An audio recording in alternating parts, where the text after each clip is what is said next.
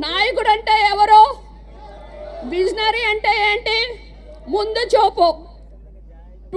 Vision 2020తో సైబరాబాద్ని 2000 కోట్లతో కడితే 16 లక్షల మందికి ఉద్యోగాలు వస్తే 50% ఆదాయం హైదరాబాద్ది సిబిఎన్ గారు కట్టిన హైటెక్ సిటీ వల్ల. అది కాస్త ఇప్పుడు సైబరాబాద్ అయింది. మరి ఇంకొక 100 సంవత్సరాల్లో ఇండిపెండెన్స్ వస్తుంటే దానికి విజన్ 2047 అని P4 అంటే పబ్లిక్, పీపుల్ అండ్ గవర్నమెంట్, వీటన్నిటి కూడా ప్రాసిక్యూషన్లో గాలి, నీరు నుంచి కూడా ఎలక్ట్రిసిటీ ఉత్పత్తి చేయొచ్చని కనుగొన్నారు. కనుక ఈరోజు పూర్ టు రిచ్ అంటే విజన్ ఉన్న నాయకుడు సిబిఎన్ గారైతే కల్ నాయక్ అంటే మీకు ఒక సంజయ్ దత్ ఒక సాంగ్ పడతారు, నాయక్ నహి కల్ నాయకు మే అని. అంటే ఈ కల్ నాయక్ కాస్త జగన్మోహన్ రెడ్డి అయ్యాడు.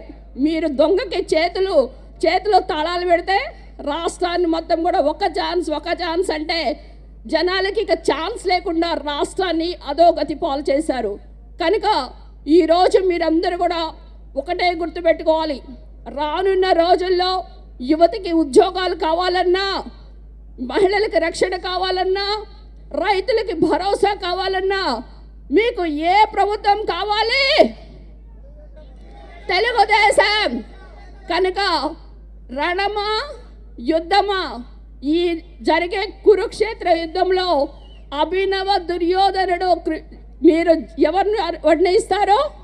అభినవ దుర్యోధనుడు అంటే జగన్మోహన్ రెడ్డి గారిని మీరు ఓడించి ఆ యొక్క గర్వభంగాన్ని కూడా చెయ్యాలని, మీరందరూ కూడా తాడో పేడో తేల్చుకోవడానికి మీరందరూ సిద్ధంగా ఉండాలని, రానున్న 2024 ఎలక్షన్లో పసుపు జెండా ఎగరవేయాలని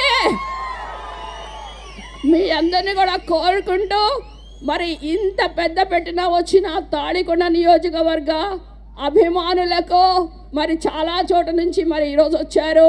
మీ అందరికి కూడా మరొకసారి మీ శ్రీదేవక్క ఈరోజు మీకు గర్వంగా చెప్తున్నా, నాకు పదవులొద్దు కానీ సిబిఎన్ గారు ముఖ్యమంత్రి అవ్వాలి అంటే మీరు ఒకటే గుర్తుపెట్టుకోవాలి, నారా చంద్రబాబు నాయుడు అనే నేను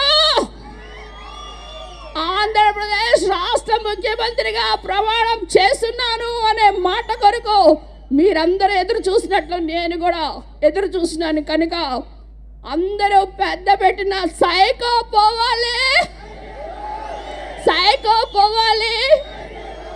జై తెలుగుదేశం, జై చంద్రబాబు నాయుడు గారు, జై జై